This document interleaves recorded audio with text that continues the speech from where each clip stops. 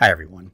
In this Sup with SAP video, we're going to look at transactions that you can use as investigatory tools during the procurement process. Let's go ahead and get started. There are three primary investigatory transactions that we are going to explore during the procurement process, and I'm going to open up each of them right now and show them to you, and then I will go through a procurement process and show you how each of these investigatory transactions change during the process. The first transaction that I'm going to show you is MB59.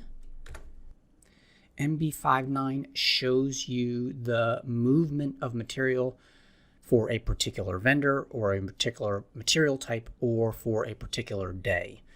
So in this case, if I wanted to, I could just do a wildcard search on all of my items and leave everything else blank. And you could see movement on different days, either in or out at various locations. For example, you can see that brake kits both entered and left my inventory in Dallas back at the end of July. The second investigatory transaction I'm going to show you is FK10N. This transaction will show you any outstanding balances you might have for a vendor, someone you're buying things from. Again, you can do wildcard searches, and you can do these for your specific company code. For us, it's always going to be US00, and the specific year you've been conducting business. And you can see that I've conducted some business both in month 6 and month 7 in terms of vendors. So we'll potentially see some movement in month 8 later today when I go through some procurement. The third investigatory transaction I'm going to look at is ME2L. And again, this transaction allows me to look at a variety of different documents based upon some wildcard searches or looking for specific dates. If I look at all of my vendors across all time frames, I can see that last month I moved some shirts into inventory during our initial procurement example. All right, let's go ahead and move through a procurement example quickly and talk about how the investigatory tools will show us how things are changing and moving inside the system. And there are three things we're going to be focusing on. We're going to be focusing on the actual status of our various transactions. We're going to be looking at the status of our inventory, and we're going to be looking at the status of our money.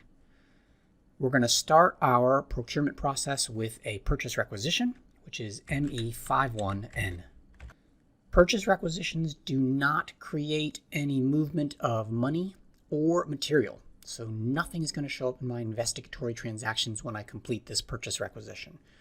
We're making a request, but we haven't actually agreed to the request. For today's example, I'm just going to request 10 repair kits for Miami, and I'm going to go ahead and create this purchase requisition. The next step would be to follow up with a purchase order, which is ME21N. I went ahead and adopted my purchase requisition. I entered a net price for the repair kits of $16 per unit, which I looked up in MM03. I entered all the appropriate header information in terms of my purchasing organization, my purchasing group, and my company code, and I am going to be ordering from Olympic Protective Gear. At this point, when I save this purchase order, we will see some changes in our investigatory transactions. So let's go ahead and save this PO and note the number that we created.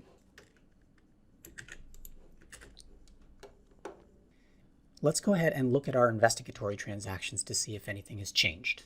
In terms of material, if I look at just movement for today, we shouldn't see any results because while we've created a purchase order, we haven't actually received the goods that we're ordering. So this makes sense. In terms of our vendor balance, similarly, we shouldn't see any changes. We're buying something from a vendor, but they haven't actually billed us and we haven't actually paid anything. In terms of our purchase orders, we do actually see a change in this transaction. Specifically, I see an order for Olympic Protective Gear for today. It's for 10 repair kits, and you can see that none of them have been delivered yet, and none of them have been invoiced. So this is the investigatory transaction that would tell us that we created a purchase order, but we haven't actually received the goods into inventory, and we haven't actually paid any money to the vendor.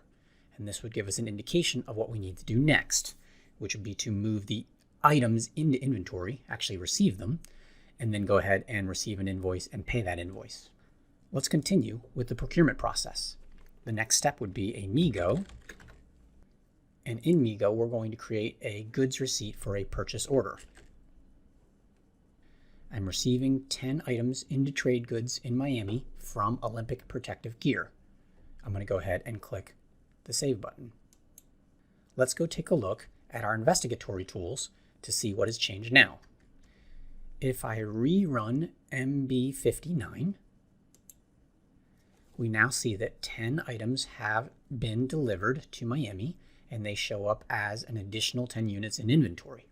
Exactly what we would expect. In terms of FK10N, nothing has changed for this vendor. While we've received goods, we haven't actually received an invoice from them yet, so we don't owe them any money until they bill us.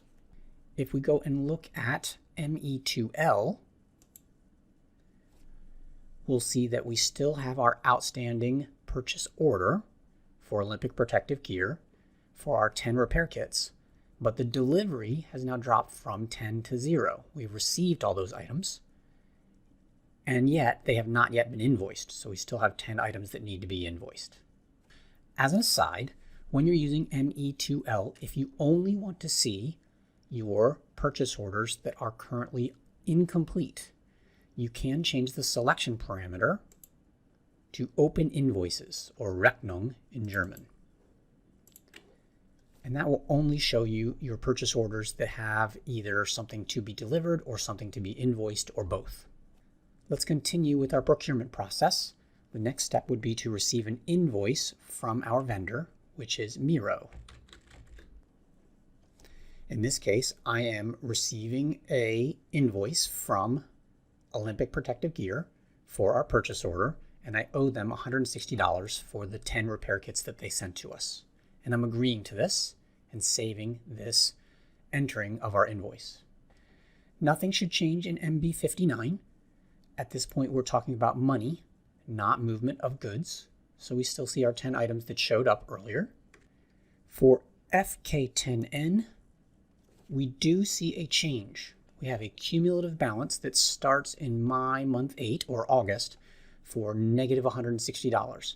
We have an outstanding balance with this vendor.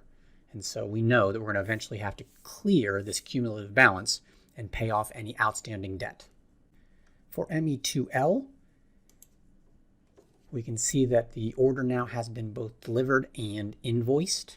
If I use the Rechnung filter, this particular purchase order would no longer show up on the list, because as far as the outstanding purchase orders are concerned, this document is complete. Let's finish the procurement process by paying our vendor, which we do using F-53. I'm agreeing to pay today $160 from our general bank account to Olympic Protective Gear. If I process my open items, we'll see that that should clear my balance. I'm going to go ahead and click Save or Post.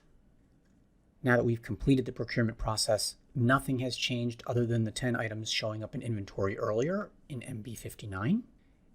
If I rerun FK10N, the cumulative balance has been cleared. You can see that the debits and credits are slightly higher than they were before because of the $160 that I conducted during this time period. And nothing new has changed in ME2L. The purchase order is still complete. Using the investigatory transactions that I just demonstrated will help you complete any incomplete procurement processes and identify where your sticking point might be if something's going wrong. So make sure that you're using MB59, FK10N, and ME2L to verify that you have completed your procurement process throughout the semester. That's it for this video. Thanks so much for watching. See you next time.